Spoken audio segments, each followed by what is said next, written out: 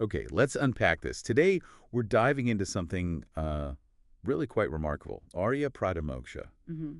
Think of it as this ancient, pretty comprehensive guide, almost a manual for living a fulfilling life.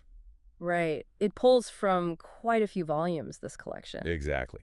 You've shared a stack of excerpts, and our mission today, really, is to distill the most potent bits of wisdom from them. Find those practical Yeah, insights. the things that can spark those Mm. aha moments for you, the listener. Yeah. So what does this all mean? We're looking at principles covering everything from, like, personal ethics. All the way to societal harmony. Right. All aimed at helping you navigate life with maybe a bit more clarity and purpose. And what's really striking, I think, is how coherent it all is. It's hmm practical. It doesn't just stay abstract. It grounds everything in a very central idea, doesn't it? It really does, a guiding concept. And that central concept, Hmm. the text calls it an ishta, or ishwar. That's the term, yeah. So for our listeners, we can think of it as a supreme ideal, or maybe a core guiding principle. Exactly. A guiding principle, a North Star.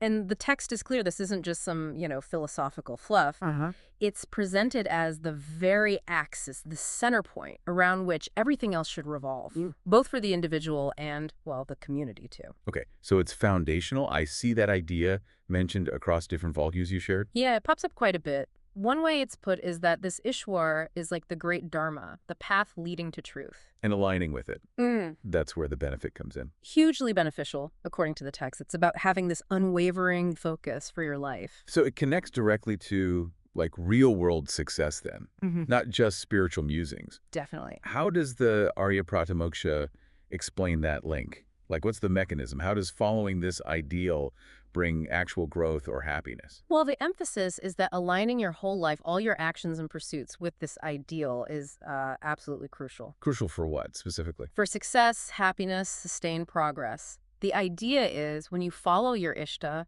you gain this inner strength. And that strength genuinely paves the way forward. It helps prevent stagnation, decay. It's seen as the path to growth, removing obstacles. That makes sense. It's a strong foundation. Wow. But, okay, how does this big idea, this ideal, translate into, daily life? Yeah. Our actions, interactions? Right. It doesn't just leave you with the theory. It dives straight into practicalities, good conduct or sedachar. Sietachar. All right. Exactly. And it defines that not just as like outward actions, it's holistic. Holistic how? It includes your words, your behavior, even your thoughts. It's about striving for conduct that's inherently beneficial, good for everyone involved. And this is seen as fundamental to life itself. Pretty much, yeah.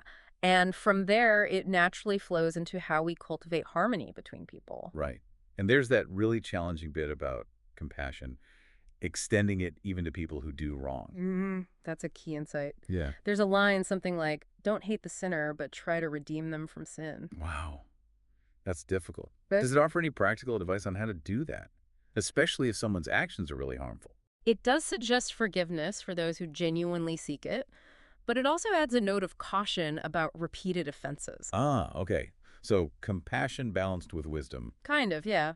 And on a more personal level, controlling anger is huge. Why specifically anger? The teaching stress, it harms not just others, but you too. It dissolves your own inner peace, basically. That tracks. And what about relationships? The sources seemed quite perceptive there. Very astute. They advise caution about self-serving people. Fair weather friends. Essentially, yeah. It notes that real love, ideally, should be unconditional, not based on getting something back. So be wary of people whose support depends on their own self-interest. Exactly. It warns that those types might abandon you when things get tough. It's about telling the difference between genuine connection and, well, conditional support. Got it. Anything else on relationships? Yeah, it strongly encourages actively helping people in need, especially the helpless, lift them up. It's a clear call to action. And another very direct one, never give false promises. Build trust. Foundational stuff. What I find really fascinating here is the emphasis on actually doing things, not just knowing them. The practical application. Right.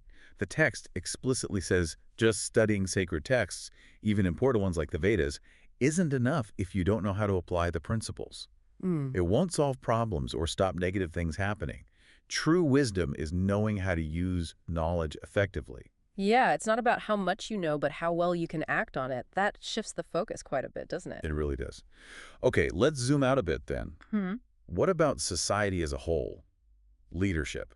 Well, the Aryo Protimokshya touches on basic economic principles too. Like what? Things like the importance of production, creating employment, avoiding idleness in a community. Why idleness specifically? It sees unemployment leading to decay, idleness to ruin. Production creates jobs, prosperity. It advocates for local self-sufficiency, too, for families and villages. So building from the ground up. Mm. And leadership. What makes a good leader according to this? A true leader, called a Raj Purush in the text, inspires deep loyalty, real devotion. Yeah.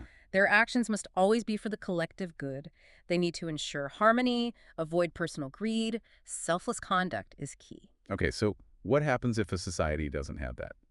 If it deviates from the ideal, lacks good leadership? The text warns pretty clearly about that. It says such a society will descend into disorder, suffering, regression. Regression, like going backward. Yeah, widespread unhappiness, lack of progress, disarray, basically. It paints a stark picture. It does. And woven through all this societal stuff is a fundamental principle: show respect to everyone. Regardless of status or background? Exactly. Doesn't matter who they are. Neglecting anyone is seen as a disservice. And the family unit, where does that fit? Hugely important. Okay. The well-being of the family is underscored as vital for the stability and prosperity of the whole society. It's like the primary building block. Makes sense. Okay, so we've got character, society. What about personal growth? Transcendence. Right. The text consistently encourages continuous improvement in everything. Like what specifically? Your speech, your conduct, even how you do business. It suggests any action or transaction that benefits both sides, the giver and receiver, is good. A win-win philosophy. Pretty much. And to really thrive, it highlights cultivating inner purity, a genuine spirit of service. So internal transformation is key for external success. That's the idea. True progress starts from within. And facing difficulties. Life isn't always smooth sailing. No, it isn't. And the text encourages facing conflicts and hardships with intelligence and persistent effort. Not just brute force. No, definitely not unthinking aggression. The ability to manage and resolve conflict peacefully is paramount. Wisdom is presented as the key to peace in those tough situations. Okay, now there's this concept, preeti. You mentioned it's profound. Ah, yes. Preeti, often translated as love or affection. But it's more than just emotion here, isn't it? Oh, much more. It's described as the very source of life, inspiration, ultimate power even. Wow. Source of life. Yeah. It's presented as the foundation for harmony, joy, the ability to inspire others. And this idea of unblemished love, love without expecting anything back. Unconditional love again. Exactly. That's seen as natural, the highest form of service. This idea of preeti comes up again and again. It's central. So love isn't just a feeling, it's like a fundamental force for well-being in this worldview. That's a good way to put it. And interestingly, the text doesn't stop at the metaphysical. It gets very practical, too. How so? Personal health and hygiene. Hmm. It stresses clean practices, avoiding spreading disease through shared items or dirty spaces. It goes into that level of detail. Oh, yeah. Explicit instructions about keeping your body clean, clothes clean, even shared beds or seats clean to prevent illness spreading. That's remarkably holistic. Yeah. Covers everything from the grand ideal down to, well, washing your hands. It really does, ensuring well-being at every single level. So, wrapping this up, Yeah. what does this all mean for you listening right now? This deep dive into Aryo Protimokshya, it reveals this incredibly coherent, all-encompassing philosophy. It's a comprehensive guide, really. Yeah, encouraging you to center your life around a profound ideal, cultivate great character, act ethically, foster good relationships. And contribute actively to your family and society's well-being. Right. It really emphasizes that true success, real happiness, it doesn't just come from individual achievement alone. No, it stems from aligning with that greater purpose, acting with love, with integrity.